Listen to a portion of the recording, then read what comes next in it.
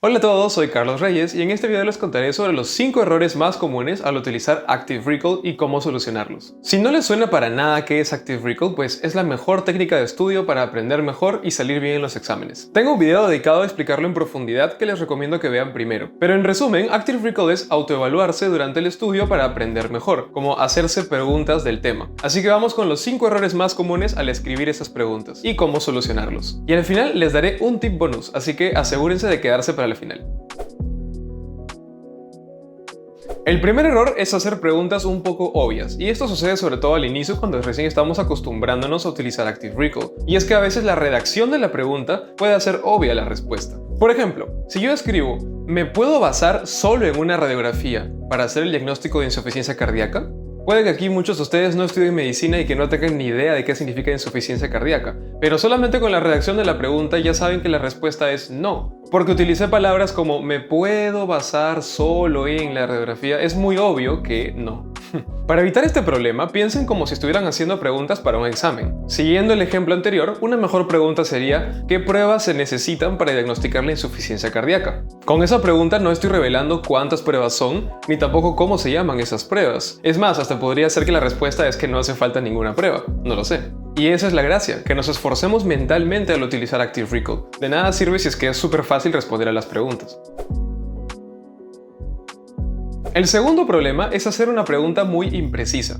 ¿Y a qué me refiero? Es que al intentar no hacer la respuesta obvia nos vayamos al otro extremo y hagamos que cuando estemos estudiando en el futuro con esas preguntas no sepamos a qué se refería la pregunta, no sabemos qué respuesta se supone que tenemos que dar. Por ejemplo, ¿qué pasa si estoy estudiando y me encuentro con la siguiente pregunta?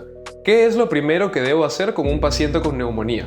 ¿La pregunta se refiere a apenas llega a la consulta? Pues será saludarlo, hacerle examen físico, hacerle la historia clínica. ¿O se refiere a qué prueba de laboratorio pedirle primero? ¿O cómo tratarlo una vez que ya sé que es neumonía? No lo sé, la pregunta no lo especifica. En cambio, si la pregunta fuera ¿cuál es el tratamiento antibiótico inicial para una neumonía? Es mucho más específico y yo ya sé que se refiere exactamente a qué medicamento tengo que darle a un paciente que ya tiene diagnóstico de neumonía. El problema aparece porque cuando escribimos una pregunta a veces sentimos que es obvio a qué se refiere la pregunta, o pensamos que al verla en el futuro cuando estemos estudiando va a ser fácil acordarnos a qué se refería. Pero la verdad es que en muchos casos nuestro yo del futuro no va a saber en qué estábamos pensando cuando escribimos la pregunta. Y si pasa esto, cuando estemos estudiando solamente nos va a quedar ver la respuesta y decir a eso se refería. Y perdemos la oportunidad de hacer Active Recall y de aprender mejor. Así que para evitar este problema, cuando tengan la duda de si es que una pregunta es muy imprecisa o no, pregúntense ustedes mismos. Si yo le preguntara esto a un profesor que sabe mucho, ¿me entendería? ¿Me respondería lo que yo estoy esperando que me responda? ¿O me diría que le dé más detalles porque está muy inespecífico? Piensen como alguien que no sabe en qué estabas pensando en ese momento, tienes que darle más información, sin hacer que la respuesta sea obvia. Si voy a preguntarle una cosa a mi profesor porque realmente quiero saber y no lo sé, no hay manera de que haga la respuesta obvia porque yo no sé la respuesta. Pero aún así tengo que hacerla lo suficientemente clara para que el profesor sepa qué es la información que yo necesito. Entonces, de la misma manera, tenemos que hacer así nuestras preguntas cuando estudiemos con Active Recall, lo suficientemente claras pero sin revelar la respuesta, como si no la supiéramos. Seguramente les pasará que intentarán usar Active Recall y harán preguntas que a veces son muy obvias, otras que son muy imprecisas, pero eso es normal. Lo importante es que se vayan calibrando para que les pase menos veces. Y si cuando están estudiando se encuentran con una pregunta que era muy imprecisa o era muy obvia, pues la pueden corregir en ese momento y ya no les pasa la próxima vez. Diría que el error más importante de estos 5 errores es este, el de olvidar utilizar Active Recall. ¿Cómo así olvidar Active Recall? Podemos caer en leer solamente unas cuantas oraciones del libro y después pasarlo a preguntas, sin haber hecho el ejercicio mental de recordar lo que hemos leído. Estaríamos básicamente transcribiendo un resumen, solamente que en forma de pregunta. Y como les he contado antes, hacer resúmenes sin utilizar Active Recall no es la técnica de estudio más eficiente, le estamos quitando la gracia al Active Recall. Este es un problema muy importante porque es muy fácil no darse cuenta de que nos está pasando. De hecho, a mí hace unos meses me pasó. Y recién después de unas semanas me di cuenta de que estaba haciendo básicamente resúmenes sin utilizar Active Recall. Así que para solucionar este problema, la solución es sencilla. Como les recomendé al hacer resúmenes y mapas conceptuales, es mejor que lean un párrafo o una sección completa antes de escribir sus preguntas de Active Recall, porque de esta manera se aseguran de que realmente están recordando con su mente y no solamente transcribiendo texto en forma de preguntas en sus apuntes. Recuerden que de todo este proceso de hacer preguntas, la parte más importante es hacer el Active Recall en la mente. Escribir las preguntas en vez de solo hacerlo en la mente, nada más nos sirve para estudiar después, cuando querramos repasar. Pero en el momento, si quieren sacarle provecho a esa sesión de estudio, lo importante es la parte mental del Active Recall. Digamos que estoy estudiando sobre la gripe y pongo mis preguntas. ¿La fiebre es un síntoma de la gripe?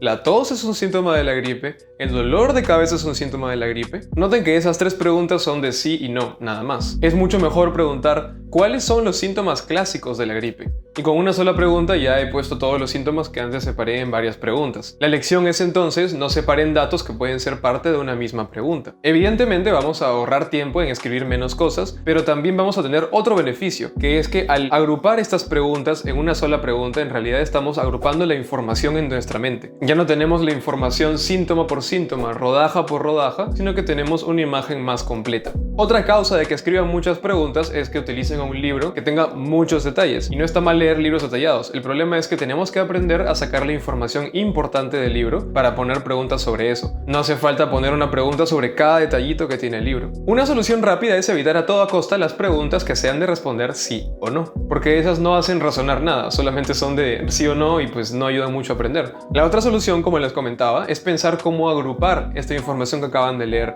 Por eso es importante que lean primero una sección o un párrafo entero, para que tengan la idea de a dónde va la cosa antes de ponerse a escribir un resumen o hacer preguntas. No lo vean como datos sueltos por memorizar y ya. Y por eso es que explicarle a otra persona nos ayuda a aprender mejor, porque nos fuerza a agrupar la información de manera lógica para poder transmitirla bien. Y el siguiente error es perder sus preguntas. La gracia de escribir las preguntas como apuntes es poder regresar después y repasarlas, pero si las perdemos ya no tiene sentido. Y eso puede pasar más fácil de lo que creen, incluso en digital. En el anterior video les mostré una variedad de herramientas que pueden utilizar para hacer preguntas Active Recall, así que la que hayan elegido, organícenla y sepan exactamente dónde están escribiendo sus preguntas. Si es a mano en un cuaderno, les recomendaría que tengan un cuaderno diferente al de sus apuntes de clase, para que no se les mezclen las cosas. Si es en Google Sheets, sincronizado con Google Drive, les recomendaría que tengan un documento para cada curso, para que no se les mezclen las preguntas entre cada tema. Y si es Notion, les diría que tengan una página para el curso y dentro del curso tengan subpáginas para cada tema o capítulo, o también pueden separarlo por semanas, como prefieran. Esas son mis recomendaciones. Ustedes pueden organizarlo como prefieran, pero tienen que hacerlo de alguna manera. Es importante porque también les ahorra tiempo. Si es que saben dónde están sus preguntas, no pierden tiempo buscándolas cada vez que van a estudiar. Y ahora el tip bonus, y es que no tienen que escribir sus preguntas y respuestas bonito. Recuerden que lo escriben para ustedes, no tienen que escribir cada signo, cada punto, cada palabra, cada tilde, todo gramaticalmente correcto, como cuando ignoran a este pobre signo pero llevado más allá. También pueden utilizar abreviaturas, sean universales o inventadas por ustedes, como DX en vez de diagnóstico. Así que en vez de perder el tiempo escribiendo cuál es la prueba esencial para poder hacer el diagnóstico de meningitis, pueden escribir prueba esencial para diagnóstico de meningitis. Aunque no tenga signos de interrogación y esté acortada, se entiende a qué se refiere. Ya depende de ustedes qué tan extremo quieren hacerlo. Yo suelo quedarme en un intermedio para no confundirme después. Solo asegúrense de no olvidarse qué significan esas abreviaturas que ustedes han inventado, porque cuando quieran estudiar se van a confundir si no se acuerdan qué significaban. Que diagnóstico sea siempre DX, no DT y luego DG. Ahora una pregunta para ustedes. ¿Ya probaron el Active Recall o qué los detiene? Si es que tienen alguna duda que impide que lo utilicen, pues pregúntenmelo porque siempre leo los comentarios. Y tengo un anuncio importante. Lo puse en un comentario en el video anterior, pero sé que no todos lo han visto, así que lo voy a repetir aquí.